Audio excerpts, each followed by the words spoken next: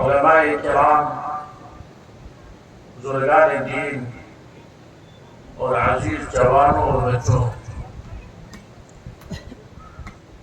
اللہ تبارک و تعالیٰ نے انسان کا جو وجود ہے اس کو دو چیزوں کا مرکب بنایا ہے۔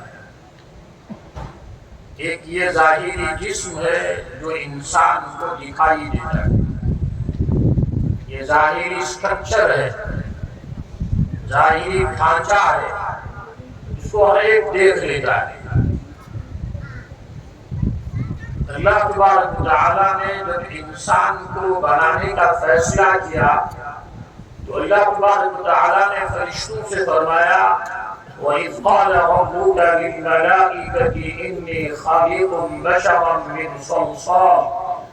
صَلْصَالٍ مِّنْ حَمَإٍ مَّسْنُونٍ، کہ مجھے ایک انسان بنانا ہے، إِنِّي خَالِقٌ بَشَرًا، اور اس انسان کا یہ جو ظاہری وجود ہوگا، جو ظاہری ڈھانچہ ہوگا، کھنکھناتی ہوئی مٹی، صلصال اس مٹی کو کہتے ہیں جس کو آپ ہاتھ سے بجانا شروع کریں تو اس سے آواز نکلنا شروع ہے۔ من صلصال، من حما، حما کہتے ہیں کیچڑ کو، مٹی اور پانی آپس میں مل جائے، اس کیچڑ سے ہر ایک اپنے آپ کو بچانے کی کوشش کرتا ہے، اور مسنون کہتے ہیں جس سے بدبو نکل رہی ہے۔ گویا جو انسان کا ظاہری وجود ہے، خود اللہ تبارک و تعالیٰ فرما رہے ہیں اس ظاہری وجود کا میٹیریل کتنا بے قیمت ہے، جس کی کوئی حیثیت نہیں۔ صلصال کشمیری میں شیخ العالم کا شعر ہے، سونچی گوٹئی تلکنا وزان سرتل زیر وزان آسی، جو چیز بھاری ہوتی ہے اس چیز سے آواز نہیں نکلتی، لیکن جو چیز ہلکی ہوتی ہے جس کا کوئی وزن نہیں ہوتا اس سے آواز نکلتی ہے۔ تو صلصال بجنے والی مٹی جس سے آواز نکلتی ہے، حما کیچڑ جو کسی کام کی نہیں، اور مسنون جس سے بدبو آ رہی ہے۔ انی خالق بشر من صلصال من حمأ مسنون فَإِذَا سَوَّيْتُهُ وَنَفَخْتُ فِيهِ مِنْ رُوحِي، جب میں اس انسان کے اس ظاہری ڈھانچے کو بنا لوں، اس سے بجنے والی مٹی سے، کیچڑ سے، اور اس کیچڑ سے جس سے بدبو نکل رہی ہو، جب میں اس کا یہ ظاہری ڈھانچہ بنا لوں، وَنَفَخْتُ فِيهِ مِنْ رُوحِي، اور پھر اس ڈھانچے کے اندر میں اپنی روح کو ڈالوں، وَنَفَخْتُ فِيهِ مِنْ رُوحِي، پھر تم کو کیا کرنا ہے فرشتوں کو، فَقَعُوا لَهُ سَاجِدِينَ، تو تم اس کے سامنے سجدہ ریز ہو جانا۔ ایک ہے انسان کا ڈھانچہ جس کی کوئی قیمت نہیں، جس کی کوئی حیثیت نہیں، لیکن جب اس ڈھانچے کے اندر اللہ کی روح آ گئی، روح کہتے کس کو ہے؟ قرآن کہتا ہے، اللہ کے نبی صلی اللہ علیہ وسلم سے سوال کیا گیا، یسألونک عن الروح، آپ سے یہ لوگ روح کے بارے میں سوال کرتے ہیں، روح ہے کیا؟ آج دنیا کے اندر کوئی ایک ادارہ آپ دکھائیے، کوئی پرائمری اسکول، کوئی مڈل اسکول، کوئی ہائی اسکول، کوئی ہائر سیکنڈری، کوئی کالج، کوئی یونیورسٹی، جہاں روح کو اس طرح پڑھایا جاتا ہو جس طرح جسم کو پڑھایا جاتا ہے کوئی ادارہ آپ کے ذہن جہاں جس طرح جسم کو پڑھایا جاتا ہے اسی طرح وہاں پر روح، یا تو ایک چیز ہے کہ یہ انسانی جسم روح کے بغیر، اب اگر آپ روح کو نہیں پڑھا رہے تو ٹھیک ہے، لیکن اگر آپ مانتے ہیں کہ یہ انسانی جسم، یہ انسانی جسم جو ہے اس کی زندگی کا دار و مدار روح کے اوپر ہے، اگر روح ہے تو انسان ہے، اگر روح نہیں ہے تو انسان نہیں ہے، پھر یہ انسانی لاش ہے۔ کتنی بدقسمتی ہے کہ جس روح کے اوپر پوری انسانیت کا دار و مدار، جس روح کے اوپر پوری کائنات کا دار و مدار، اس روح کو انسان کو پڑھایا نہیں جاتا۔ بہرحال اللہ کے نبی صلی اللہ علیہ وسلم سے پوچھا گیا یہ روح ہے کیا؟ یسألونک عن الروح قل الروح من امر ربی، آپ فرما دیجئے روح میرے رب کا ایک حکم ہے۔ جب یہ حکم انسانی وجود کے اندر آ جاتا ہے تو انسان کا جسم حرکت کرنے لگتا ہے، آنکھ دیکھنے لگتی ہے، کان سننے لگتے ہیں، دماغ سوچنے لگتا ہے، دل دھڑکنے لگتا ہے۔ لیکن جب یہ اللہ کا حکم انسانی وجود سے نکل جائے تو وجود اپنی جگہ آنکھ میں دیکھنا بند کر دیا، کان میں سننا بند کر دیا، دماغ میں سوچنا بند کر دیا، زبان میں بولنا بند کر دیا، پاؤں میں چلنا بند کر دیا۔ یہ روح ہے۔ قل الروح من امر ربی، روح میرے رب کا ایک حکم ہے۔ تو اللہ تبارک و تعالیٰ فرشتوں سے فرما ہے وَنَفَخْتُ فِيهِ مِن رُوحِي، اس انسانی ڈھانچے کے اندر جب میں اپنا حکم ڈالوں، حکم روح سے مراد اللہ کا حکم، کہ اللہ کا حکم آیا زندگی آئی، اللہ کا حکم نکلا زندگی چلی گئی۔ تو یہ جو سجدہ ہو رہا ہے یہ انسانی ظاہری ڈھانچے کو ہو رہا ہے، یہ اللہ کے اس حکم کو ہو رہا ہے۔ اس لیے کہ اللہ تبارک و تعالیٰ نے یہ نہیں کہا فَإِذَا سَوَّيْتُهُ فَقَعُوا لَهُ سَاجِدِينَ، جب میں انسانی ڈھانچے کو بنا لوں تو تم سجدے کے اندر چلے جانا۔ اللہ نے یہ نہیں کہا، اللہ نے کہا فَإِذَا سَوَّيْتُهُ، جب میں انسانی ڈھانچے کی تعمیر مکمل کر لوں۔ لیکن روح کے بغیر ہے، اب اس کے اندر میں نے روح ڈالی، اب اس کے اندر میں نے اپنا حکم ڈالا فَقَعُوا لَهُ سَاجِدِينَ، تو تم اس کے سامنے سجدہ کر لے گا۔ اس لیے جو بہت بڑا دھوکہ دیا جاتا ہے صاحب، انسان مسجود الملائکہ ہے، انسان کے سامنے فرشتوں نے سجدہ کیا ہے اور اللہ کے حکم سے کیا ہے۔ اس لیے نعوذ باللہ من ذالک، کبھی کبھی آپ غیر اللہ کو بھی سجدہ کر دیا کرو۔ انسان کے سامنے کہا انسان کی روح، اور روح کیا ہے؟ یہ اللہ کا حکم ہے، اور اللہ کا حکم جو ہے اس کے اوپر موت نہیں ہے۔ موت جو ہے وہ انسانی جسم کے اوپر ہے۔ روح جو ہے، روح کا جہاں تک تعلق ہے، یہ ایک عالم سے آتی ہے اور جب یہ نکلتی ہے یہ مرتی نہیں، یہ کسی عالم میں چلی جاتی ہے۔ وَإِذْ أَخَذَ رَبُّكَ مِنْ بَنِي آدَمَ مِنْ ظُهُورِهِمْ ذُرِّيَّتَهُمْ وَأَشْهَدَهُمْ عَلَىٰ أَنفُسِهِمْ أَلَسْتُ بِرَبِّكُمْ قالوا بلى شهدنا أن تقولوا يوم القيامة إنا كنا عن هذا غافلين۔ اس وقت کو یاد کرو جب اللہ تبارک و تعالیٰ نے آدم علیہ السلام کی پوری ذریت کو، قیامت تک آنے والے انسانوں کی روحوں کو ایک میدان کے اندر جمع کیا، عالم ارواح میں، اور پھر ان سے پوچھا ألست بربكم، کیا میں تمہارا پروردگار نہیں؟ قالوا بلى، انہوں نے بیک زبان سب نے، چاہے کس دین کا ہے، کس مذہب کا ہے، کس نظریے کا ہے، کس فکر کا ہے، سب نے ایک زبان ہو کر کہا آپ ہی ہمارے پروردگار ہیں۔ قالوا بلى شہدنا ان تقولوا یوم القیامہ۔ پھر تمام روحیں ایک دوسرے کی گواہ بن گئی، ایک دوسرے کے حق میں شہادت دینے والی بن گئی۔ شہدنا ان تقولوا یوم القیامہ انا کنا عن هذا غافلین، کہیں تم قیامت کے اندر یہ مت کہنا ہمیں تو پتہ ہی نہیں تھا کون پروردگار، کیسا پروردگار، کس نے پیدا کیا، کون چلا رہا ہے۔ نہیں، سب ایک دوسرے کے گواہ بن گئے۔ تو عالم ارواح میں ان روحوں کو بنایا گیا، اور جب انسانی روح کو دنیا کے اندر بھیجنا ہے تو اس کے لیے ایک گھر کی ضرورت ہے، اس کے لیے ایک لباس کی ضرورت ہے۔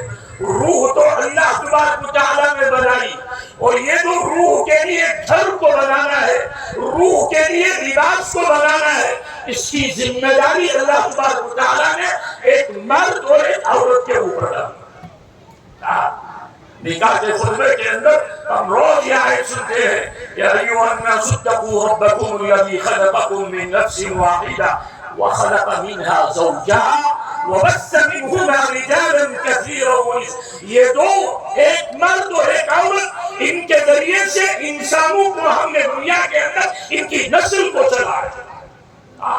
تو روح اللہ تبارک و تعالیٰ اللہ کے امر کن فیکون سے الا لہ الخلق والامر. ہمارا جسم بھی اسی کا بنایا ہوا ہے، اور ہمارے جسم کے اندر جو روح حرکت کروا رہی ہے وہ روح بھی اللہ تبارک و تعالیٰ کے امر کن فیکونی سے بنی ہوئی ہے. مخلوق بھی اسی کی، اور مخلوق کی زندگی جو ہے وہ بھی اسی کے ذریعے سے. ان اللہ یمسک السماوات والارض ان تزولا. اللہ تبارک و تعالیٰ اس کائنات کو کنٹرول کیے ہوئے ہے. اس زمین کو، اس آسمان کو اگر کسی نے قابو میں رکھا ہے تو وہ اللہ تبارک و تعالیٰ کی ذات ہے. انسان کی زندگی چلانے والی ذات اللہ کی ہے. تو اللہ تبارک و تعالیٰ نے روح کو بنایا عالم ارواح کے اندر، اور جب اس روح کو اس دنیا کے اندر آنا ہوتا ہے تو اس کے آنے سے پہلے اللہ تبارک و تعالیٰ ماں باپ کے دل کے اندر بات ڈال دیتے ہیں. اب بچہ جوان ہو گیا ہے، بچی جوان ہو گئی ہے، ان کا نکاح کر دینا چاہیے. ان کا نکاح ہو جاتا ہے، یہ آپس میں ملنے کے بعد اس روح کے لیے اس کے آنے کا مقام بنا کر تیار کر دیتے. اللہ تبارک و تعالیٰ اس کے اندر اپنی روح کو بھیج دے. اللہ کے نبی صلی اللہ علیہ وسلم نے فرمایا کہ 4 مہینے کا فیٹس ہوتا ہے، 4 مہینے کا گوشت کا لوکڑا ہوتا ہے، ابھی تک اس کے اندر زندگی نہیں ہوتی. 4تھا مہینہ مکمل ہوا، فرشتہ اس کی روح کو لاتا ہے اور اس کے اندر اس کی روح کو داخل کرتا. اس کے ماں کو بھی پتہ نہیں چلتا یہ فرشتہ کہاں سے آیا، اس فرشتے نے کیسے روح کو داخل کیا، اور یہ فرشتہ روح کو داخل کرنے کے بعد کیسے واپس چلا گیا. اور جب اس روح کو اس وجود سے نکالنا ہوتا ہے، جی یہ تو دنیا کے بڑے بادشاہوں میں ہے، یہ تو اپنے ملک کا صدر ہے، اپنے ملک کا صدر ہے. تو اب کیا کرنا ہے، جتنے ملک کے ماہر ترین ڈاکٹر سے ان کو لا کر جمع کرو تاکہ اس کی زندگی کو بچائے. تمام ڈاکٹر لائے جاتے ہیں اور وہ پوری محنت کرتے ہیں، پوری کوشش کرتے ہیں اس صدر صاحب کی روح نہ نکلے، لیکن کامیاب ہوتے ہیں. جی کامیاب ہوتے ہیں. یہ روح کہاں سے نکلی، کس طرح نکالی گئی، کدھر سے لے کے چلے گئے اور کہاں لے کر چلے گئے، کچھ دکھائی نہیں دے رہا. روح نکالنے والا بھی دکھائی نہیں دے رہا، روح بھی نکلتے ہوئے دکھائی نہیں دے رہی، روح کو کدھر لے کے جا رہے یہ بھی دکھائی نہیں دے رہا. لیکن روح نکل گئی. کیا پوری دنیا کے مالک بن جاؤ، لیکن جب تک اس کائنات کا بنانے والا، اس کائنات کا چلانے والا تیرے لیے فیصلہ کر چکا ہے اس دن تک تجھے دنیا کے اندر رہنا ہے، اس دن کے بعد تیرا دنیا کے اندر وجود نہیں رہ سکتا. کیوں؟ اس لیے کہ کائنات تیری بنائی ہوئی نہیں ہے، یہ کائنات کسی اور کی بنائی ہوئی ہے. تو اللہ تبارک و تعالیٰ نے انسان کا یہ ظاہری ڈھانچہ بھی بنایا، اور اس ڈھانچے کے چلنے کے لیے، اس ڈھانچے کے زندہ رہنے کے لیے، اس ڈھانچے کی حرکت کرنے کے لیے اس کے اندر اپنا حکم بھی ڈالا. میں نے جو آیت پڑھی اس آیت کے اندر بھی روحی کا تذکرہ. وَكَذَلِكَ أَوْحَيْنَا إِلَيْكَ رُوحًا مِّنْ أَمْرِنَا. یا رسول اللہ صلی اللہ علیہ وسلم، اسی طرح ہم نے آپ کی طرف اپنے حکموں میں سے ایک حکم روح کی شکل کے اندر منتقل کی ہے. یہ روح نہیں ہے جو ہر انسان کے وجود میں ہے. یہ کون سی روح ہے؟ قرآن کو اللہ تبارک و تعالیٰ اپنی زبان کے اندر روح کہہ رہا ہے. روح. وَكَذَلِكَ أَوْحَيْنَا إِلَيْكَ رُوحًا مِّنْ أَمْرِنَا مَا كُنْتَ تَدْرِي مَا الْكِتَابُ وَلَا الْإِيمَانُ.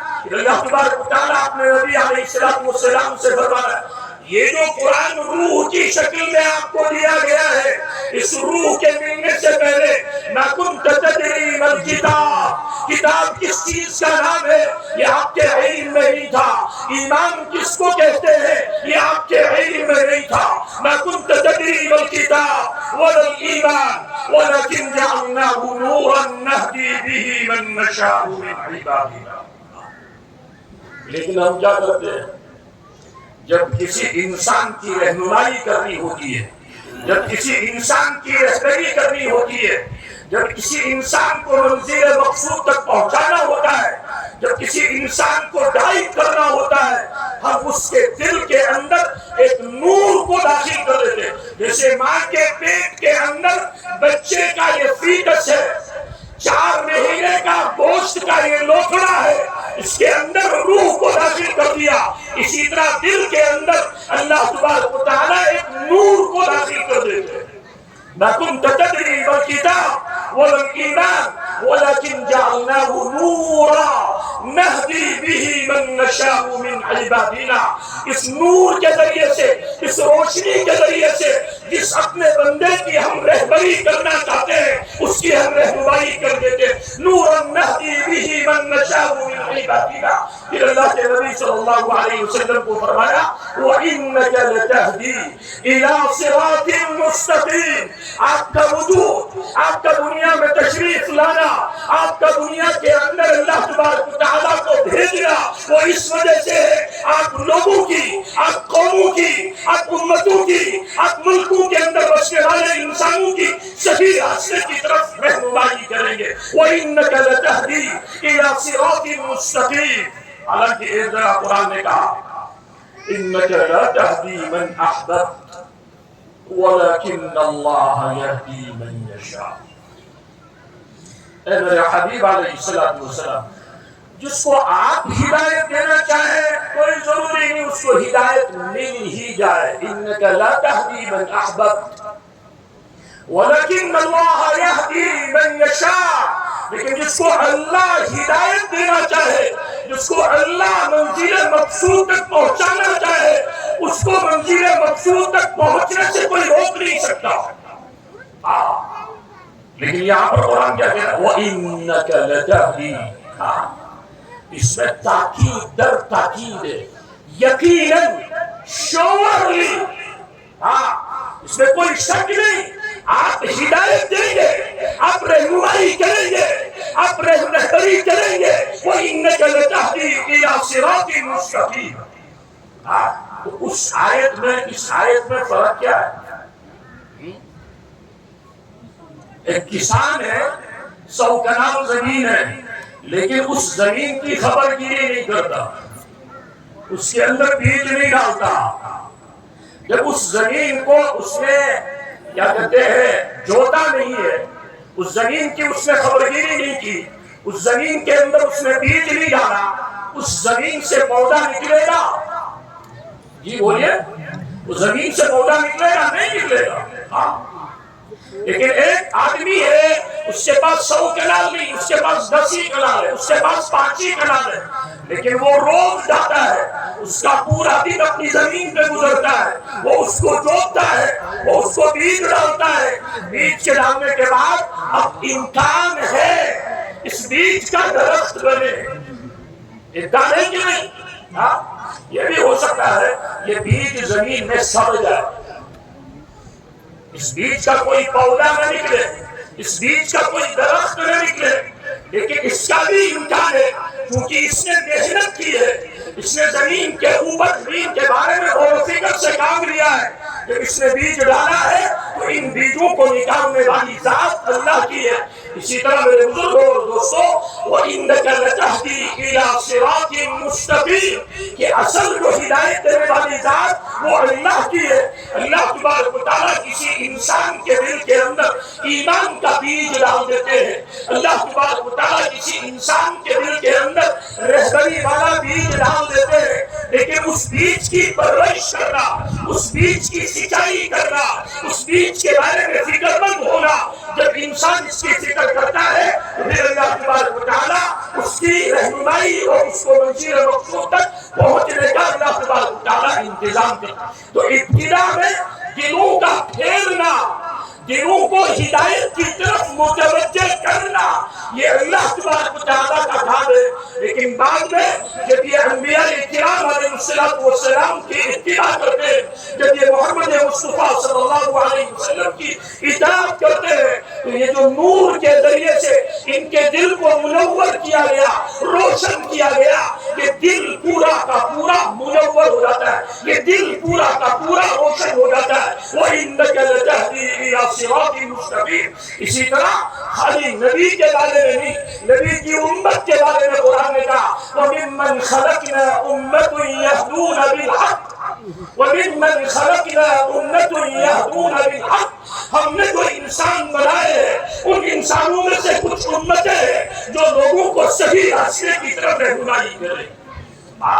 تو قرآن روح کی شکل میں اللہ تبارک و تعالیٰ، ایک روح جو ہمارے جسم کے اندر موجود ہے، ایک روح جو ہمارے جسم سے باہر ہے، جیسے قرآن پاک ایک آنکھ کی روشنی ہے جو انسان کے وجود کے اندر موجود ہے، اور ایک آنکھ سے باہر کی روشنی سورج کی شکل میں ہے۔ جب آنکھ بھی روشن ہوگی، سورج بھی روشن ہوگا تو اس کو دکھائی دے گا۔ لیکن اگر ایک جگہ روشنی نہیں ہے، آنکھ کے اندر روشنی نہیں ہے، سورج پوری آب و تاب کے ساتھ چمک رہا ہے، دیکھ سکتا ہے؟ کیوں؟ اس لیے کہ ایک روشنی موجود نہیں ہے۔ آنکھ کی روشنی تو ہے لیکن رات کا گٹا ٹوپ اندھیرا ہے، کچھ دکھائی نہیں دے رہا، اس لیے کہ دن کا وقت نہیں ہے۔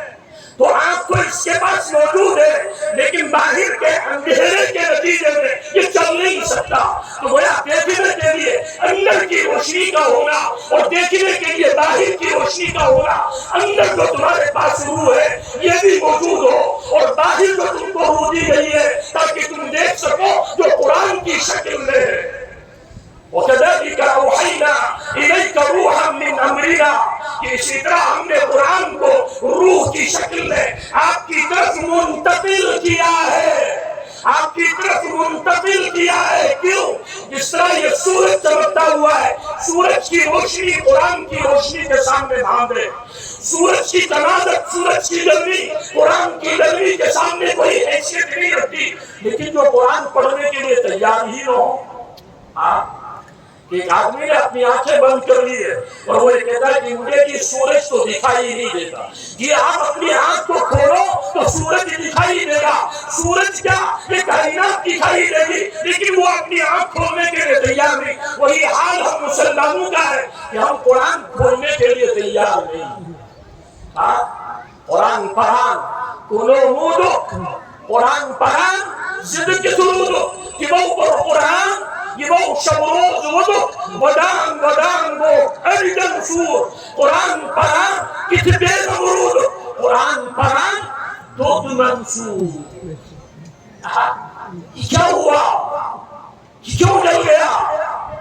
یہ اندر کی روح یہ تھوڑی سی تھی، لیکن باہر کی روح سے جب اس نے سنت حاصل کرنا شروع کی، باہر کی روح سے جب اس نے اپنی طاقت کو، اپنی توانائی کو، اپنی انرجی کو بڑھانا شروع کیا، یہ ایسی روح بن گئی کہ اب اس سے دنیا کی چیزیں برداشت نہیں ہوتی۔ دنیا کی بات اس سے برداشت نہیں، دنیا کی غیبت اس سے برداشت نہیں، دنیا کی تہمتیں اس سے برداشت نہیں، دنیا کے الزامات اس سے برداشت نہیں، دنیا کی رشوتیں اس سے برداشت نہیں، دنیا کا کرپشن اس سے برداشت نہیں، دنیا کی بے ایمانیاں اس سے برداشت نہیں، دنیا کی بے حیائی اس سے برداشت نہیں، دنیا کے ڈرگس، انا للہ و انا، مسلمان اور ڈرگس، مسلمان اور شراب، مسلمان اور نشہ۔ مسئلہ کیا ہے؟ مسئلہ یہ ہے کہ اندر کی جو روح ہے یہ اتنی نیچے آ چکی ہے، جس کو قرآن نے کہا اَوَمَنْ كَانَ مَيْتًا فَأَحْيَيْنَا، یہ مر چکا ہے، بظاہر زمین پہ چل رہا ہے لیکن یہ مردہ لاش ہے۔ ٹھیک ہے روح کی وجہ سے یہ چل رہا ہے، لیکن یہ روحانیت کے اعتبار سے، یہ انسانیت کے اعتبار سے، یہ ہیومنٹی کے اعتبار سے اتنی نچلی سطح کے اوپر آ چکا ہے کہ ماں کے درمیان اور بیوی کے درمیان یہ فرق نہیں کر پاتا، بہن کے درمیان اور بھابھی کے درمیان یہ فرق نہیں کر پاتا، بھائی کے درمیان اور دیور کے درمیان یہ فرق نہیں کر پاتا۔ یہ بے حیا ہے، یہ شرابی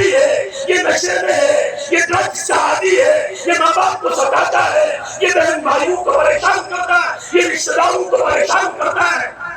کیوں؟ اس لیے کہ اس کے اندر کی جو روح ہے وہ پیاسی ہے، وہ بھوکی ہے. جس طرح جسم کو پیاس لگتی ہے تو پانی لینا پڑتا ہے، جسم کو بھوک لگتی ہے تو کھانا لینا پڑتا ہے، جسم سردی محسوس کرتی ہے تو گرم کپڑے پہننے پڑتے ہیں، جسم کو گرمی محسوس ہوتی ہے تو سردی کا انتظام کرنا پڑتا ہے. اسی طرح اس روح کو بھی بھوک لگتی ہے، اس روح کو بھی پیاس لگتی ہے، اس روح کو بھی سردی لگتی ہے، اس روح کو بھی گرمی لگتی ہے. اس کا انتظام اللہ تبارک و تعالیٰ نے جس طرح جسم کی غذا یہ جسم سے نکلتی ہے، جسم کے وجود سے باہر سے. بولیے، جسم کی جو غذا ہے پانی جسم سے نکال کر پیتا ہے یا باہر سے لا کر پیتا ہے؟ کھانا جسم سے نکال کر کھاتا ہے یا باہر سے کھانا اٹھا کر کھاتا ہے؟ اس طرح اللہ تبارک و تعالیٰ نے جسم کی غذا جسم کے باہر رکھی، اسی طرح روح کی غذا روح سے باہر رکھی. فرق کیا ہے؟ جسم دکھائی دیتا ہے، جسم کی غذا بھی دکھائی دیتی ہے. کھانا دکھائی دیتا ہے کہ نہیں؟ پانی دکھائی دیتا ہے کہ نہیں؟ ہوا یہ چل رہی ہے، محسوس کر رہے ہیں ہوا. کیوں؟ اس لیے کہ اگر آکسیجن رک جائے تو انسان ایک سیکنڈ بھی زندہ نہیں رہ سکتا، مر جائے گا. تو ہوا اس کو دکھائی دے رہی، کھانا اس کو دکھائی دے رہا، پانی اس کو دکھائی دے رہا ہے، لیکن روح اس کو دکھائی نہیں دے رہی. کہ دکھائی دے رہی؟ بولیے، روح دکھائی دے رہی؟ ارے تو پیچھے مجمع بیٹھا ہوا میری بات سن رہے؟ روح دکھائی دے رہی؟ نہیں دکھائی دے. روح کی غذا بھی اللہ تبارک و تعالیٰ نے اگرچہ روح کے وجود سے باہر رکھی ہے لیکن ان میں رکھی ہے جو انسان کو دکھائی نہیں دیتی. نماز اللہ کا کیا ہے؟ نماز اللہ کا حکم ہے یا نہیں؟ روح کیا ہے؟ اللہ کا وَيَسْأَلُونَكَ عَنِ الرُّوحِ قُلِ الرُّوحُ مِنْ أَمْرِ رَبِّي. یہ آپ سے روح کے بارے میں سوال کرتے ہیں، روح ہے کیا؟ ان کو فرما دیجئے روح میرا ایک حکم ہے. نماز کیا ہے؟ نماز کیا ہے؟ زکات کیا ہے؟ حج کیا ہے؟ روزہ کیا ہے؟ سچ بولو یہ کیا ہے؟ جھوٹ مت بولو یہ کیا ہے؟ باحیا بنو یہ کیا ہے؟ بے حیا مت بنو یہ کیا ہے؟ یہ سب اللہ کے حکم ہے. حکم کی غذا اللہ کے مختلف حکموں میں اور جسم کی غذا بنائے ہوئے مختلف جسموں میں. جسم کی غذا اللہ کے بنائے ہوئے مختلف جسموں میں اور حکم کی غذا اللہ کے اتارے ہوئے مختلف حکموں میں. اب انسان ذرا جائزہ لے، کہتا ہے آج تو جی ترقی یافتہ زمانہ، ماڈرن ایج، جو جتنا ننگا ہو جائے وہ اتنا کیا ہے؟ ترقی یافتہ. جو جتنا ننگا ہو جائے وہ اتنا ہے. یہ تصور ہے کہ نہیں؟ سب سے زیادہ ننگے تو جانور رہتے ہیں. جی گائے کپڑا پہنتی، بیل کپڑا پہنتا ہے، شیر کپڑا پہنتا ہے، گیدڑ کپڑا پہنتا ہے. تو سب سے زیادہ ماڈرن تو وہ ہے. تو آپ یہ کپڑے بھی اتار دو جو تم نے جسم کے اوپر، کم سے کم ان کی ترقی کے برابر تو ہو جاؤ گے. ان کا جو ماڈرنزم ہے اس ماڈرنزم کا کم سے کم تم مقابلہ کرنا شروع کرو. یہ جو تم نے ایک ٹکڑا یہاں پر پہنا ہے اور ایک ٹکڑا شرم کا، آج آپ یورپ کو دیکھو، یورپ کیا کر رہا ہے؟ ایک ٹکڑا یہاں پر پہنے ہوئے ہیں، ایک ٹکڑا شرم گاہ کے اوپر. کیوں؟ اس لیے کہ یہ انسان نے ترقی کی ہے. ارے اس سے آگے کی ترقی جانوروں کی ہے. جانور کپڑا نہیں پہنتا، اس کپڑے کو بھی چھوڑ دو تاکہ تمہاری غیرت پوری کی پوری مر جائے، تمہارا ضمیر پورا کا پورا ختم ہو جائے، تمہاری انسانیت ختم ہو جائے. محمد مصطفیٰ صلی اللہ علیہ وسلم نے اسی بے غیرتی سے، اسی بے ضمیری سے، اسی بے حیائی سے، اسی اللہ کی نافرمانی سے انسانیت کو نکالا تھا. انسان تب ہے جب اللہ سے شرم کرے، انسان تب ہے جب اللہ سے حیا کرے، انسان تب ہے جب اللہ کے سامنے کھڑا ہو سکے. اسی بے غیرتی سے نکالا تھا، اسی بے حیائی سے نکالا تھا. لیکن آج انسان پھر اسی تباہی کی طرف جا رہا ہے. ظہر الفساد فی البر والبحر بما کسبت ایدی الناس لیذیقہم بعض الذی عملوا لعلہم یرجعون. ارے تمہارے سامنے تو فرشتے مانگ پڑ گئے تھے، فرشتوں نے کہا تھا والتین والزیتون وطور سینین وهذا البلد الامین لقد خلقنا الانسان فی احسن تقویم. ہم نے ایسا شاہکار انسان کو بنایا ہے، ایسی شاہکار مخلوق کو بنائی ہے، اس کو جو مقام دیا ہے، اس کو جو عزت دی ہے، اس کو جو مرتبہ دیا ہے، اس کو جو مقام دیا ہے، یہ کسی اور فرشتوں کو بھی ہم نے یہ مقام اور مرتبہ نہیں دیا. لقد خلقنا الانسان فی احسن تقویم ثم رددناه اسفل سافلین. لیکن پھر اس کے کرتوت، اس کے اعمال، اس کا کردار، اس کا کریکٹر، اس کی سیرت، اس کی سوچ، اس کی فکر، اس کے تماشے، اس نے اس کو ساتوں زمین نیچے کر دیا. شیطان بھی شرمندہ ہے. یہ اس انسان کو عروج آدم خاکی سے انجم سے میں جاتے ہیں. اقبال نے کہا عروج آدم خاکی، یہ جو سڑی ہوئی مٹی، کھنکھناتی ہوئی مٹی، بڑی بدبودار مٹی سے بنایا گیا انسان. عروج آدم خاکی، اس کا عروج، اس کی ترقی، اس کی پرواز، اس سے فرشتے بھی سہمے ہوئے. فرشتے بھی عروج آدم خاکی سے انجم سہمے جاتے ہیں کہ ٹوٹا ہوا تارا مہ کامل نہ بن جائے. یہ تو وہ ہے جس کو جنت سے نکال دیا گیا تھا، یہ تو وہ ہے جس کو جنت سے باہر کر دیا گیا تھا. لیکن اب اس نے جو پرواز لی ہے، اب اس نے جو اڑان لی ہے، اب یہ جو ترقی کے راستے کے اوپر چل رہا ہے، یہ جو نبیوں کی مان کر چل رہا ہے، یہ جو اللہ کو راضی کرتے ہوئے چل رہا، کہیں ایسا نہ ہو عروج آدم خاکی سے انجم سہمے جاتے ہیں کہ ٹوٹا ہوا تارا مہ کامل. یہ 14ویں چاند کی شکل اختیار نہ کر، انہیں پوری آب و تاب کے ساتھ چمکنے نہ لگ جائے. کیوں؟ اپنے کردار کے ذریعے سے، اپنے عقیدے کے ذریعے سے، اپنے بلیف کے ذریعے سے، اپنے کریکٹر کے ذریعے سے، اپنی فکر کے ذریعے سے، اپنے جذبات کے ذریعے سے، اپنے عمل کے ذریعے سے کہیں 14ویں رات کا چاند نہ بن جائے. ہاں، لیکن انسان نے کیا کیا؟ میرے بزرگوں اور دوستوں، ہمارے پاس خزانہ تھا. خزانہ جیسے سونے کے خزانوں سے اللہ تبارک تعالیٰ نے دنیا کو بھر کے رکھا ہے، چاندی کے خزانوں سے اللہ، ہیروں کے خزانے سے اللہ نے دنیا کو بھر کے، پیٹرول، ڈیزل، لوہا، تانبا، خزانوں کے خزانے. اسی طرح مسلمانوں کے پاس خزانہ تھا روحانیت کا، جس کا نام ہے قرآن. مسلمانوں کے پاس جیسے سونے کی کوئی حیثیت نہیں. آپ صلی اللہ علیہ وسلم کو مکہ مکرمہ کے اندر اللہ کی طرف سے فرشتے آئے. آپ لے لیں، آپ خواب میں دیکھ رہے ہیں، میرے سامنے دنیا کو پیش کیا گیا. آپ نے کہا مجھے ضرورت نہیں. مکے کے لوگوں نے کہا آپ چاہیں تو مکے کا بادشاہ آپ کو بنا لے، آپ چاہیں تو مکے کی خوبصورت عورت سے آپ کی شادی کرا دے، آپ تو چاہیں گے، لیکن آپ جو روحانیت کو پیش کر رہے ہو اس کو پیش کرنے سے باز آ جاؤ. آپ نے کہا میرے ایک ہاتھ میں سورج رکھ دیا جائے، میرے دوسرے ہاتھ میں چاند رکھ دیا جائے، اور مجھ سے یہ کہا جائے اس کام سے پیچھے ہٹ جاؤ. میں اس کام سے پیچھے ہٹنے کے لیے تیار نہیں.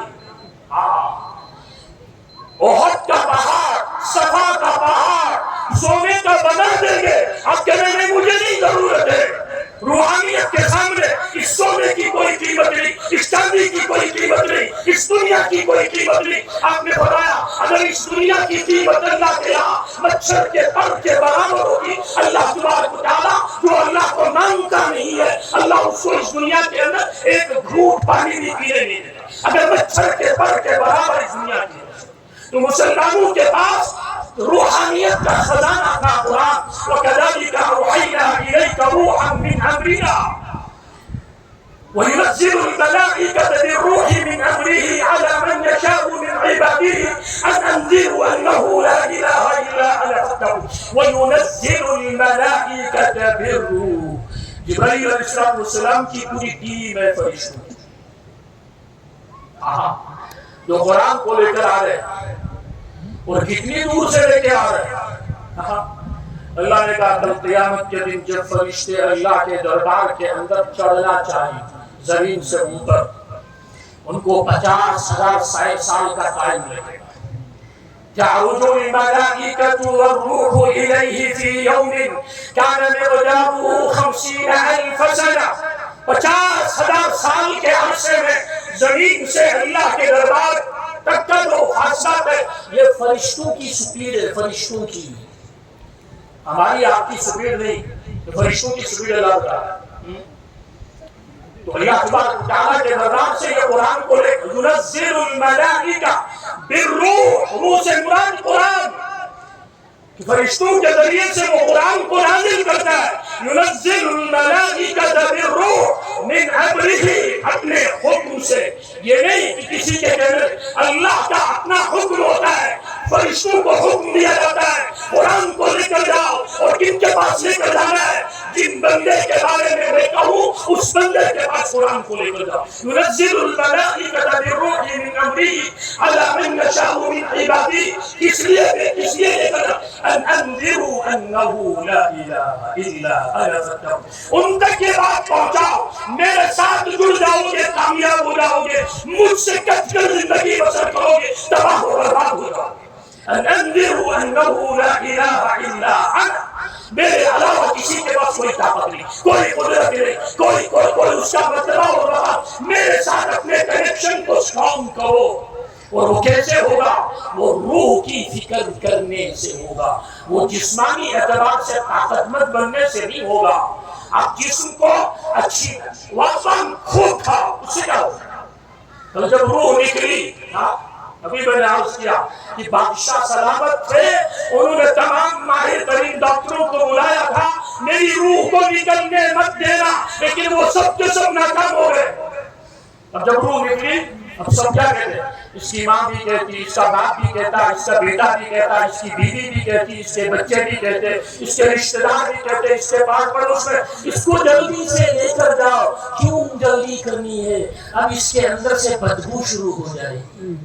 من صلصال من حمأ مسنون، جس مٹی سے بدبو نکلتی ہے اسی مٹی سے ہم نے تجھ کو بنایا ہے. جب روح الگ ہو گئی تو سب مل کر کہے اس کو لے کر جاؤ. کیوں؟ کہیں ایسا ہو کہ ہمارا گھر بدبو سے بھر جائے. کہیں ایسا ہو کہ ہمارے گھر کے اندر بدبو پھیل جائے. میرے بزرگوں اور دوستوں، اس جسم کی قدر تب ہے، اس جسم کی ویلیو تب ہے، اس جسم کی قیمت تب ہے، اس جسم کی اہمیت تب ہے جب اس جسم کے اندر اللہ کا حکم پنپ رہا ہو، اللہ کا حکم پڑھ رہا ہو، اللہ کا حکم مضبوط ہو رہا ہو. روح جو ہے اس کی روحانیت اس کی مضبوط سے مضبوط تر ہو رہی ہو. اس کے نتیجے میں کیا ہوگا؟ کتنی بیکار سی مٹی. اگر آپ نے اس کو خام اینٹ کی شکل میں رکھا، خام اینٹیں ہوتی ہیں مٹی کی بنائی، لیکن اس کو آگ میں ڈال کر پکایا نہیں جاتا، اس مٹی کی بنی ہوئی اینٹ کو آپ مٹی میں دفن کر دو اور 1 ہفتے 10 دن کے بعد وہاں اس کو کھودو تو وہ مٹی کی بنی ہوئی اینٹ آپ کو ملے گی؟ جی ملے گی. لیکن اس مٹی کی بنی ہوئی اینٹ کو آپ آگ کے اندر دباؤ، اب اس کا کلر چینج ہو گیا. ابھی تک یہ کالی تھی، ابھی تک اس کا رنگ کچھ اور تھا، لیکن اب اس کا رنگ کیا بن گیا؟ یہ لال بن گیا. اب اس اینٹ کو مٹی کے اندر دفن کر دو اور 10 سال کے بعد کھول کر نکالو. نکلے گی کہ نہیں؟ یہ بولیے نا، نکلے گی کہ؟ یا تو آپ اپنے روح کی فکر کر کے اس جسم کو ایسا دباؤ جب آپ کو قبر میں دفن کر دیا جائے تو قبر کی مٹی آپ کے جسم کو کھانے سے انکار کہ اللہ کے عشق کے اندر، اللہ کی محبت کے اندر، اللہ کی عبادت کے اندر، اللہ کی معرفت کے اندر اس نے اپنے آپ کو اتنا دبایا ہے کہ روح کے اثرات میرے جسم کے اوپر آ گئے، لہٰذا آپ یہ مٹی اس کو کھانے سے انکار کر دیں. آج تو یہ باتیں ہمارے سمجھ ہی نہیں آتی. وَلَا تَقُولُوا لِمَن يُقْتَلُ فِي سَبِيلِ اللَّهِ أَمْوَاتٌ بَلْ أَحْيَاءٌ وَلَكِنْ لَا تَشْعُرُونَ. جس نے اپنی زندگی اللہ کے لیے نچھاور کر دی اس کو مردہ مت کہو، یہ زندہ ہے لیکن اس کی زندگی تمہارے سمجھ میں نہیں آتی. ایک جگہ تو یہ کہا، دوسری جگہ کہا وَلَا تَحْسَبَنَّ الَّذِينَ قُتِلُوا فِي سَبِيلِ اللَّهِ أَمْوَاتًا بَلْ أَحْيَاءٌ عِندَ رَبِّهِمْ. گمان بھی مت کرنا. ایک ہے زبان کی اس نے سوچا، سوچنے کے بعد اب سوچ کر زبان سے الفاظ ادا کر رہا ہے۔ قرآن کہہ رہا ہے گمان بھی مت کرنا، زبان کے اوپر لانا تو دور کی بات۔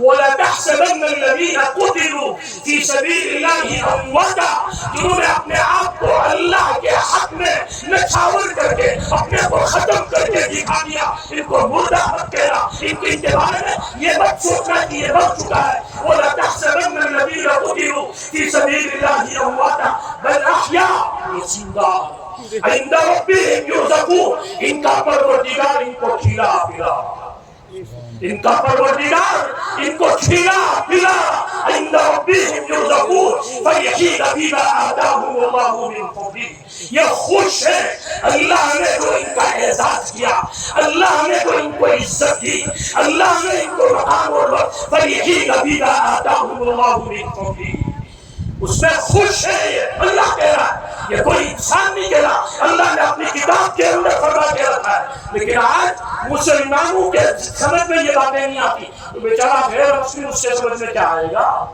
جب مسلمان کے سمجھ، کیونکہ مسلمان کے لیے تو یہ آسمانی کتاب تھی، یہ روح کا خزانہ تھا، یہ روح کا سرمایہ تھا، یہ روح کے اعتبار سے ایک ٹریڈر تھا۔ ينزل الملائكة بالروح من أمره على من نشاء قل نزله روح القدس، جسم جس کے اوپر ٹکا ہوا ہے اس کا نام روح۔ اگر اس کو سٹرونگ کرنا ہے، جو تمہارے جسم سے باہر اللہ تبارک و تعالیٰ نے روح کی شکل میں محمد مصطفیٰ صلی اللہ علیہ وسلم کے قلب اطہر کے اوپر روحانیت کا خزانہ نازل کیا ہے۔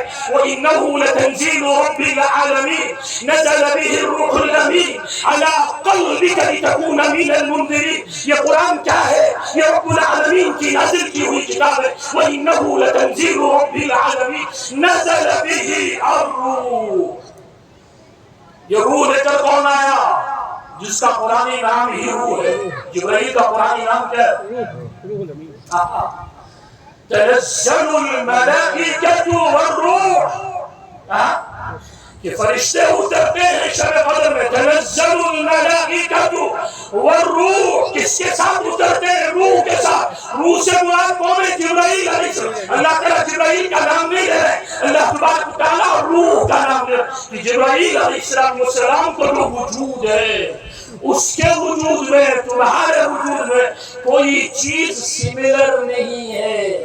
تمہارا جو جسم بنا وہ مٹی سے بنا، آگے پھر کیا ہوا؟ انسان کے وجود سے نکلنے والے ناپاک قطرے سے بنا، لیکن جبرائیل علیہ السلام کا وجود اور فرشتوں کا وجود نہ مٹی سے بنا نہ ناپاک قطرے سے بنا، یہ اللہ کے حکم سے بنے ہیں۔ نتنزل الملائکۃ والروح قل نزلہ روح القدس، یہاں پر اور ایک ڈگری آگے کی، ایک تو روح ہے لیکن اس کے ساتھ ساتھ کون سی؟ ایک ہے کسی کی روح بری روح ہوتی ہے، اللہ بچائے، اللہ بچائے۔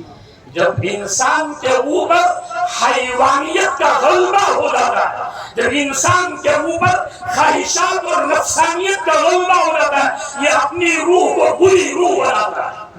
اور ایک روح ہے جس کو اللہ کہہ رہے، کوئی انسان نہیں کہہ رہا، وہ کون سی روح ہے؟ وہ مقدس روح ہے، جس کو اللہ کہے یہ مقدس روح ہے۔ قل نزلہ روح القدس، ان سے فرما دیجئے روح القدس، مقدس روح جبرائیل علیہ السلام نے، جنہوں نے اس قرآن کو محمد مصطفیٰ صلی اللہ علیہ وسلم کے قلب اطہر کے اوپر اتارا۔ قل نزلہ روح القدس من ربک بالحق، کس لیے اتارا؟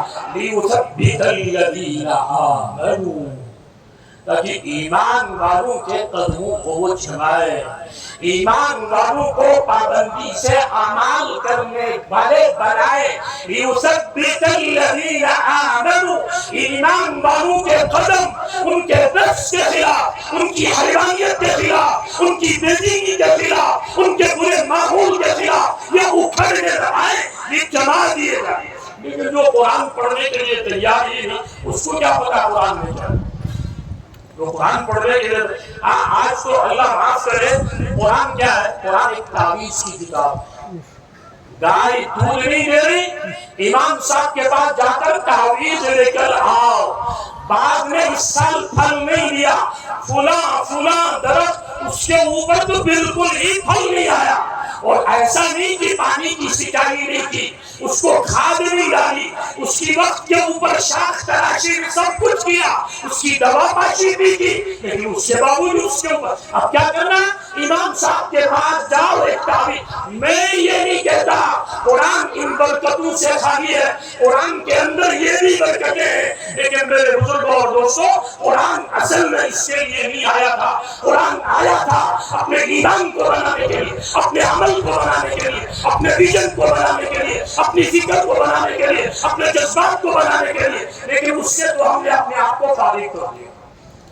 عمل سے فارغ ہوا مسلمہ بنا کے تقدیر کا بہانہ. میری تو تقدیر ہی ایسی ہے. عمل سے فارغ ہوا مسلمہ بنا کے تقدیر کا بہانہ.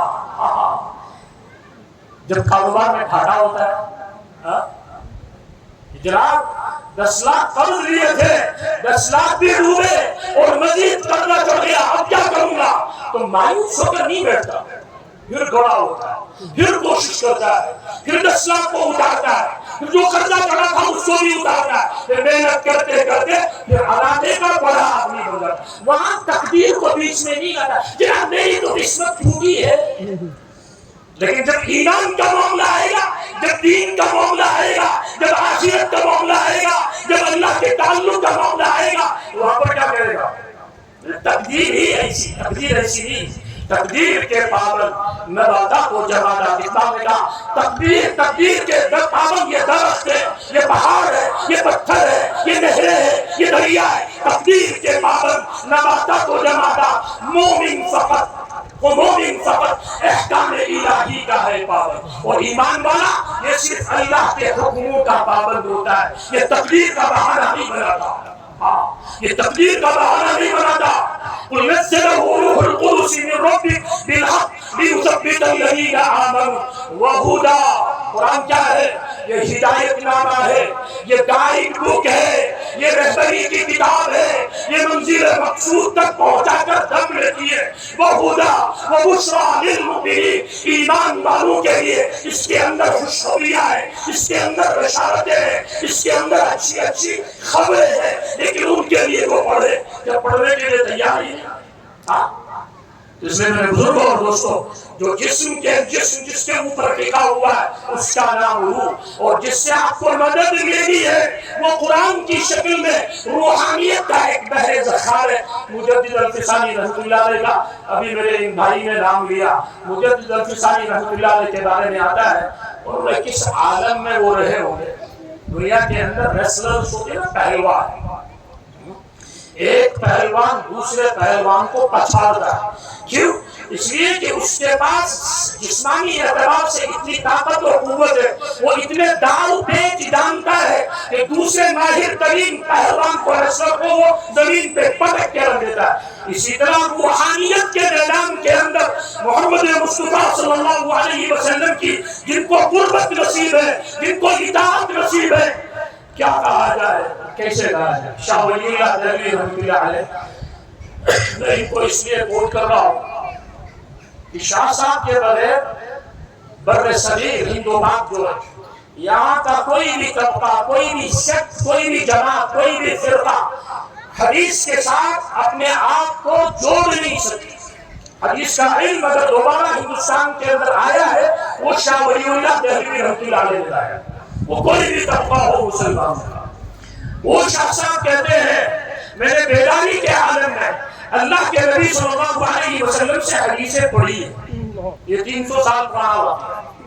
کیا کہتے ہیں آج مسلمان؟ کیا کہتا ہے آج مسلمان؟ ارے مولوی صاحب تو نے کیا کہہ دیا، یہ تو ہضم نہیں ہو رہی ہے. کیوں ہضم نہیں ہو رہی؟ تمہارے اللہ کی کتاب کے اندر تو یونس علیہ السلام کا واقعہ ہے. یونس علیہ السلام کو اللہ تبارک و تعالیٰ نے مچھلی کے پیٹ کے اندر پہنچا دیا اور 40 دن وہاں رہے. 40 دن رہنے کے بعد یونس علیہ السلام کو واپس دنیا میں لایا. عقل مانتی اس کو؟ مانتی اس کو عقل؟ پھر کیسے مانتے ہیں؟ تو قرآن کی آیت ہے، اس کے بارے میں کوئی نہیں کہہ رہا کہ مولوی صاحب آپ نے یہ کیا کہہ دیا؟ وَظَنُّونِ إِذْ ذَهَبَ مُغَاضِبًا فَظَنَّ أَن لَّن نَّقْدِرَ عَلَيْهِ فَنَادَىٰ فِي الظُّلُمَاتِ أَن لَّا إِلَٰهَ إِلَّا أَنتَ سُبْحَانَكَ إِنِّي كُنتُ مِنَ الظَّالِمِينَ۔ یہ جو تصویر ہم پڑھتے ہیں، یہ تصویر اصل میں یونس علیہ السلام نے مچھلی کے پیٹ کے اندر پڑھی، اور یہ تصویر اتنی پاورفل ہے، اتنی طاقتور ہے، اس تصویر کے ذریعے سے ایک انسان سمندر کی پیٹ سے باہر نکل سکتا ہے اور اس کی سانسیں رک نہیں سکتی۔ قرآن کہتا ہے ابراہیم علیہ السلام کے بارے میں، ابراہیم علیہ السلام کو آگ کے اندر ڈالا گیا اور ابراہیم علیہ السلام 40 دن تک آگ میں رہے، اور اللہ تبارک و تعالیٰ نے اس آگ کو حکم دیا قُلْنَا يَا نَارُ كُونِي بَرْدًا وَسَلَامًا عَلَىٰ إِبْرَاهِيمَ، اے آگ میرے خلیل ابراہیم کے لیے ٹھنڈی ہو جا، لیکن کتنی ٹھنڈی جس سے تجھ کو تکلیف پہنچے، نہ زیادہ گرم نہ زیادہ ٹھنڈی، نارمل ٹیمپریچر ہونا چاہیے تاکہ میرے ابراہیم کو تکلیف نہ ہو۔ کوئی مانتا ہے آگ میں جانے کے بعد وہ زندہ نکلے گا؟ 40 دن رہنے کے بعد ابراہیم سے پوچھا جائے گا ابراہیم بتائیے آپ کی زندگی کے بہترین ایام کون سے؟ تو حضرت ابراہیم علیہ السلام یہ فرمائے میری زندگی کے بہترین ایام وہ 40 دن ہے جو میں نے آگ کے اندر گزارے۔ کوئی مانے گا؟ لیکن قرآن کہتا ہے کہ حضرت موسیٰ علیہ السلام بنی اسرائیل کو لے کر چلے، سامنے سمندر ہے، پیچھے فرعون جو ہے اپنے جتھے کے ساتھ ہے، انہوں نے کہا اوذینا من قبل ان تأتینا ومن بعد ما جئتنا، اے موسیٰ تم آنے سے پہلے ہم مصیبت میں تھے، تم آئے تم نے اور مصیبت میں تھا، آگے جائیں گے تو ڈوب جائیں گے اس لیے کہ سمندر، پیچھے جائیں گے تو پکڑ جائیں تو جائے گا۔ لیکن موسیٰ علیہ السلام نے ایک ضرب لگائی کلا ان معی ربی سیہدین، ہرگز نہیں میرے ساتھ میرا پروردگار ہے وہ راستہ کھولے گا۔ کیسے کھولے گا؟ میری عقل سے باہر کی چیز ہے لیکن کھول کر دکھائے گا۔ کلا ان معی ربی سیہدین۔ پھر کیا ہوا؟ فاوحینا الی موسیٰ ان اضرب بعصاک البحر، ہم نے موسیٰ علیہ السلام کی طرف وحی کی اپنا ڈنڈا اٹھاؤ اس کو سمندر پہ مارو۔ سمندر پہ مارنے سے ڈنڈا کیا کر لے گا؟ سمندر پھٹ جائے گا؟ وہ تو بڑے بڑے جہازوں کو پلٹ کے رکھ دیتا ہے۔ موسیٰ علیہ السلام کا ڈنڈا کیا کرے؟ لیکن قرآن کیا کہتا ہے؟ وَأَوْحَيْنَا إِلَىٰ مُوسَىٰ أَنِ اضْرِب بِّعَصَاكَ الْبَحْرَ فَانفَلَقَ فَكَانَ كُلُّ فِرْقٍ كَالطَّوْدِ الْعَظِيمِ۔ موسیٰ نے ایک جگہ مارا، اللہ نے بنی اسرائیل کے لیے 12 راستے بنائے، یہ پانی کا پہاڑ، پھر خشکی کا راستہ، پھر پانی کا پہاڑ، پھر خشکی کا راستہ، پھر پانی کا پہاڑ، پھر خشکی کا۔ اس کو کیسے مانتے ہو؟ آج امت اترتے اترتے نیچے آتے آتے اتنی نچلی سطح پہ آ چکی ہے کہ امت کو وہ چیزیں جو ایمان کا جز ہے، جس کے بغیر ایمان مکمل نہیں ہو سکتا، اگر مسلمان کی زندگی میں اگر ایمان والے کے ساتھ عجائبات نہ ہو تو پھر جو بھی بے ایمان ہوگا اس کے ساتھ یہ وجوبے ہونے چاہیے۔ تو امام شاہ ولی اللہ دہلوی رضی اللہ عنہ کہتے ہیں میں نے اللہ کے نبی صلی اللہ علیہ وسلم سے حدیث کو درسن پڑھا ہے۔ یہ امت اتنا اونچا چیز۔ بہرحال مجدد صاحب کا اصل میں نے واقعہ بیان کر رہا تھا کہ مجدد صاحب کہتے ہیں پتہ نہیں کس عالم میں وہ رہے ہوں گے، مجدد صاحب کہتے ہیں میں نے اس قرآن کو عالم کشف میں دیکھا، انٹیوشن کے عالم میں دیکھا، یعنی ان آنکھوں سے نہیں دیکھا، یہ جو دل کی آنکھیں ہیں، جن دل کی آنکھوں سے عبداللہ ابن ام مکتوم نابینا صحابی محمد مصطفیٰ صلی اللہ علیہ وسلم کا دیدار کیا۔ اسی لیے جب نابینا صحابی اللہ کے پاس آ کر سلام کرتے ہیں، آپ کو سلام کا جواب نہیں ملتا، وہ واپس چلے جاتے ہیں اللہ کی طرف سے محمد مصطفیٰ صلی اللہ علیہ وسلم کے پاس۔ اس صحابی، اس نابینا صحابی کے مقام کے بارے میں آیت نازل ہوگی۔ عبس وتولی ان جاءه الاعمى وما يدريك الا يزكى وما يدريك لعله يزكى او يذكر فتنفعه عبس وتولى۔ آپ کی پیشانی کے اوپر بل پڑ گئے، آپ نے اپنا جبین ناظرین پھیر لیا، آپ نے اپنا چہرہ پھیر لیا کہ میرا ایک نابینا بندہ آپ کے پاس ہے۔ ان جاءه الاعمى وما يدريك لعله يزكى، یہ تو لینے کے لیے آیا تھا اور آپ جس کو سمجھا رہے تھے ان سب کے دل الٹے تھے، یہ لینے کے لیے تیار نہیں تھے۔ عبس وتولى ان جاءه الاعمى وما يدريك لعله يزكى او يذكر فتنفعه۔ اگر آپ ان کو نصیحت کرتے تو میرے اس نابینا بندے کو فائدہ پہنچتا، او يذكر فتنفعه الذكرى۔ اما من استغنا، جو بے نیاز بنے ہوئے، جو اللہ کی طرف آنے کے لیے تیار نہیں، جو اللہ کی سننے کے لیے تیار نہیں، اب ان کے پیچھے فانت عنہ کلا کلا انہا، آئندہ ایسا مت کیجیے گا۔ آئندہ جب بھی نابینا عبداللہ ابن ام مکتوم تشریف لاتے ہیں تو اللہ کے نبی صلی اللہ علیہ وسلم کھڑے ہو کر استقبال کرتے ہیں، مرحبا بمن الذی اعجبنی فیہ ربی، خوش آمدید میرے اس نابینا صحابی کے لیے جس کے مقام کے بارے میں میرے رب نے مجھے خود خبردار کیا اس کا مقام کتنا اونچا ہے۔ تو مجدد صاحب رحمۃ اللہ علیہ ان آنکھوں سے نہیں، دل کی آنکھوں سے قرآن کو دیکھ رہے ہیں، تو پھر کیا کہتے ہیں؟ قرآن ایک نور کا سمندر ہے۔ کیا کہتے ہیں؟ نور کا چشمہ، نالا، دریا نہیں، قرآن نور کا ایک سمندر ہے۔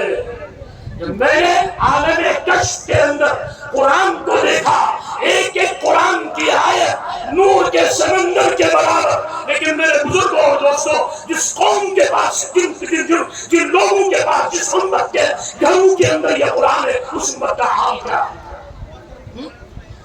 ومن يرد الله أن يهديه يشرح صدره للإسلام ومن يرد أن يضله يجعل صدره ضيقا حرجا كأنما يصعد في السماء۔ اللہ تعالیٰ کہتے ہیں جس کو میں ہدایت دینا چاہتا ہوں، جس کی میں رہبری کرنا چاہتا ہوں، جس کی میں رہنمائی کرنا چاہتا ہوں، میں اس کے سینے کو اپنے دین کے لیے کھول دیتا ہوں۔ یشرح صدره للاسلام ومن يرد ان يضله، لیکن جس کے سینے کو میں گمراہی سے بھرنا چاہتا ہوں، اس کو ہدایت نہیں دینا چاہتا، ومن يرد ان يضله يجعل صدره ضيقا، میں اس کے دل کو اتنا تنگ بنا دیتا ہوں، اتنا مشکل بنا دیتا ہوں، جتنا مشکل ایک انسان کے لیے آسمان کے اوپر چڑھنا سے کہا جائے، جس طرح آپ زمین پہ چل کر آسمان پہ چڑھتے ہیں، جس طرح آپ زمین پہ چل کر ایک منزل تک پہنچتے ہیں، اسی طرح زمین سے اوپر کی طرف چلنا شروع کر جائے اور آسمان کے اوپر چڑھیے، چڑھ پائے گا انسان؟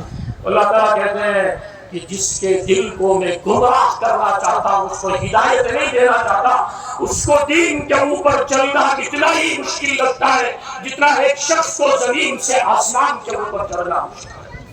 آج انسان چک کرے، جب مجھ سے نماز کی بات کی جاتی ہے، جب مجھ سے سچائی کی بات کی جاتی ہے، جب مجھ سے امانتداری کی بات کی جاتی ہے، جب مجھ سے پردے کی بات کی جاتی ہے، جب مجھ سے حیا کی بات کی جاتی ہے، میرا دل اس وقت تنگ ہوتا ہے یا میرا دل اس وقت خوش ہوتا ہے؟